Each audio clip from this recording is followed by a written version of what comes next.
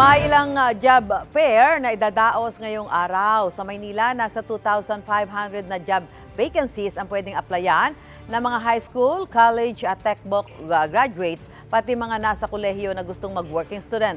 Magpunta lang sa P. Guevara Street sa Santa Cruz mamayang alas 8 ng umaga hanggang alas 12 ng tanghali. Sa Quezon City naman, mayroong local recruitment activity mula rin alas 8 ng umaga hanggang alas 4 ng hapon.